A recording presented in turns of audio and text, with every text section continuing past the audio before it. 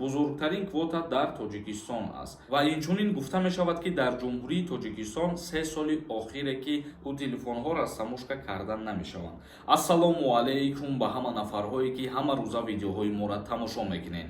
ҳатман дар видео лайк монед. Як ахбороти нава ба маълумоти шумо расонида баъдан ба саволҳотон ҷавоб мегардонам.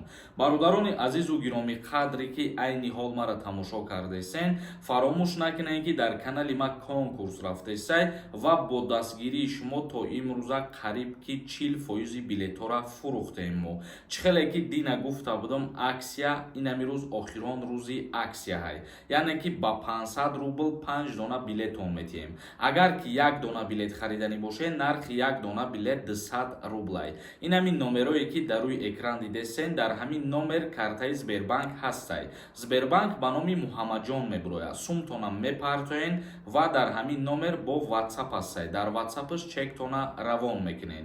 конкурси мо ҳамагӣ 63 дона приз дорад. шоҳҷоизаш якта Lexus 350 ва якта Corolla.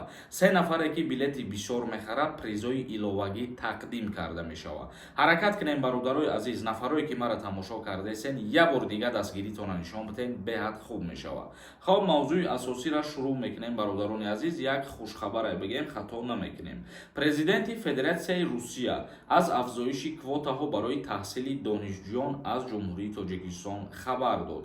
теъдоди донишҷӯёни тоҷик ки метавонанд дар мактубҳои олии Русия ройгон таҳсил кунанд ба 1000 нафар мерасад, ки бештар аз ҳама дар иттиҳоди давлатҳои мустақил мебошад.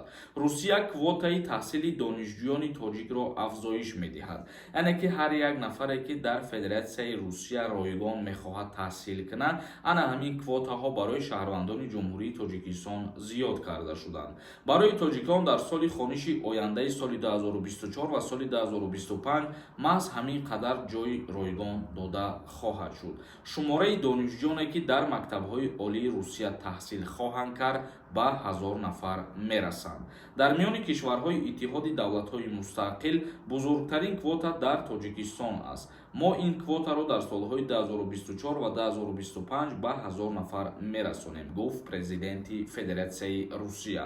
давлатҳои Осиёи марказӣ аввалин давлат ҷумҳурии Тоҷикистон мебошад ки зиёдтар назар бар дигар давлатҳо квота барои нафарҳое ки таҳсил кардан мехоҳад соҳиб шидагӣ аст. гуфта мешавад ки айни ҳол дар Федератсияи Русия шаҳрвандони ҷумҳурии Тоҷикистоне ки таҳсил мекунанд дар мактабҳои олӣ ё дар коллеҷҳо шуморашон 30,000 нафара ташкил метиҳад. ва инчунин гуфта мешавад ки дар ҷумҳурии Тоҷикистон 3 соли охире ки нафарҳое ки дар Федератсияи Русия хатм карда баъдан ба Тоҷикистон меоянд, аллакай шуморашон ба 39,000 нафар расидагиаст. ва инчунин гуфта мешавад ки президенти Федератсияи Русия ба президенти ҷумҳурии Тоҷикистон муҳтарам Эмомалӣ Раҳмон барои таваҷҷӯҳе ки ба рушди забони русӣ бисёртар тааллуқ дорад арзи сипосгузорӣ кард. хоб тамошобинони азизу гироми қадре ки айни ҳол моро тамошо кардесен, мавзӯи асосии имрӯзаи мо дар бораи зиёд намудани квотаҳо дар соли 2024 ва дар соли 2025 барои шаҳрвандони ҷумҳурии Тоҷикистоне ки мехоҳанд ройгон дар Федератсияи Русия таҳсил кунанд мо суҳбат кардем ва фаҳмондем.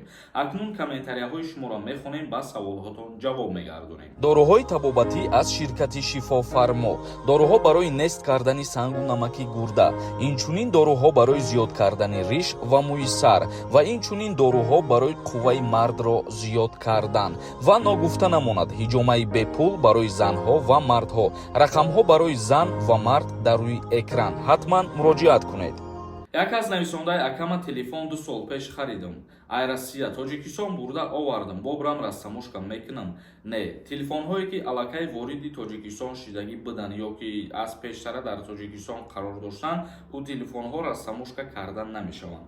телефонҳои наве ки ворид мешаванд, ана ҳамвода тааллуқ дорад. саёҳат нависондай. Айзалатая Корона қарздору, метавонам Тоҷикистон бурам акаҷон. аз аллатая Корона шумо агар миқдори пули калон қарздор набошед, бале метавонем ба ҷумҳурии Тоҷикистон биёед, лек гап гап сари ин меравад ки пула шумо ӯҳдадор ҳастен дар кадом ҳолате набоша бояд пардохт кунед. Як кас нависондаи салом, картаи Душанбе Сити дорен? Бале, нафарҳое ки аз Ҷумҳурии Тоҷикистон билети конкурс хариданиян, дар ҳам номери WhatsApp-е ки ҳастай бинависен, картаи Душанбе Сити роҳитон мекунанд. Як кас нависондаи ака ростай дар Тоҷикистон Айросия мерай, дар аэропорти Тоҷикистон телефона растамошка кардесиянд. Бале, ростай бародарои азиз, ҳар касе ки телефони нав вориди Ҷумҳурии Тоҷикистон мекунад, ӯ телефона бояд ки растамошка кунад. Як моҳ муҳлат доранд, дар ҳолати растамошка накардан телефона хомӯш мекунанд. Як кас нависондаи салом ака, агар аз ЗАГС ҷудо нашида бошам, метавонам зан бигирам. шумо вақте ки аз ЗАГС ҷудо шудагӣ нестен, мисол мегирем, агар ҳолате мешавад ки зан мегирен ва зани аввалаи шумо меравад даъво мекунад ва дар инҷа мешавад ки баъдан бо тариқи шоҳидон шумо худтона аз ҷавобгарӣ озод кунед. Чунки дизанагӣ дар Ҷумҳурии Тоҷикистон чӣ хеле ки худтон медонед мумкин нест. Вақте ки шумо ЗАГСа ҷудо накарда зан мегирен, ӯ зани аввала метавонад ки бирава арзу шикоят кунад ва дар инҷа баҳсҳои судӣ ба миён меояд, лекин шоҳидо бошанд бидонанд ки дар якҷоягӣ ту ба зани аввалат зиндагӣ намекунӣ, ин ҷиҳата ба назар мегиранд. Лекин аз ҳама хубаш ҳамине ки бояд ЗАГС бекор карда боша аллакай. Як кас нависондаи ака, ассалому алайкум, зинда бошед. Худои таъоло барори кортон диҳад. дуогӯи шумо ҳастем. Бозии конкурс кай мешавад? бозие ки мо айни ҳол рекламаш кардесем, як ҳафта мешавад ки сар шидагие бародарои азиз. Тақрибан 40% билетора мо чӣ хеле ки гуфтем фурӯхтем аллакай. Ва нафарое ки моро тамошо кардесен, агар 2-3 рӯзи дига ҳам ки моро дастгирии зур кунен, мумкин финала мо аниқ кунем. ҳаракат кунен, ай шумо вобастагӣ дорад. Як кас нависондаи мо патента ҳамаша биспорем. баъди соли нав ягон қонуни дигар бирояд, чӣ мешавад? баъди соли нав оиди патент нарх навош фақат муқаррар мекунанд ки зиёд мешавад. мисол мегирем, агар шумо то моҳи декабра патентона супоридагиен ва баъди соли нав ҳамо чӣ хеле ки муқаррар мешавад, пулаш камтар зиёд мешавад, айсари нав супоридан мегирем. вале 1 моҳу 2 моҳе ки баъди соли навам агар супорида бошем ба маблағи пештара, фикр мекунам ки ба мисли пештара ира ба назар мегиранд ва ҳеҷ мушкилӣ намешавад. Як каси дигар нависондаи акаи Сорбон, ассалому алайкум. Аблава тамом шида дар Тоҷикистон. даъваткунӣ ба хизмати ҳарбӣ 27 ноябрда ба анҷом мерасад. Абдураҳмон нависондаи, ассалому алайкум акаи Сорбон. Без загранпаспорти русӣ кайда метавонем Тоҷикистон бирем ака? ҷавоб тиҳед. мутаассифона намедонам, ҳамин қадарша гуфта метавонам ки нафарҳое ки двайной гражданин мебошанд бояд загранпаспорти российскиам дошта бошанд барои ба Ҷумҳурии Тоҷикистон омадан. Як каси дигар нависондаи ҳамаш майли. телефонҳое ки бо сабаби растамошка накардан заблокироват шиданд, чӣ хел кунем? телефонҳое ки заблокироват шиданд мерай пулша меспорид ва телефонта растамошка мекунӣ, кушода мешавад. Як каси дигар нависондаи ассалому алайкум. растамошкаи телефон чанд сомонаи нагуфтем? пешакӣ раҳмат. растамошкаи телефон вобаста аз нархи телефон мебошад. чӣ хеле ки мошинам вобаста аз нархшай, ҳамин телефонҳорам ҳамон хеле. мисол ина телефони дасти ман инами Samsung-ай, вале арзонтарай. вақте ки телефон бо айфонҳои нав шид, айфонҳои 15 шид, вай қиматтар мешавад. Як каси дигар нависондаи ки кушода кардани видварения илоҷуш ҳастай. кушода кардани видварения илоҷуш нестай бародарои азиз. дар ҳолате ки мисол бе асос агар видварени карда бутонанд, шумо доказат карда бутонен, дар ин ҳолат ҳаст, дигар имкон надорад. бародарони азизу гиромиқадр, ба ҳамин видеои имрӯза ҷамъбаст мекунем. то наворҳои дигар, худованд ҳамаи мо шуморо нигаҳбон бошад. renderforest.com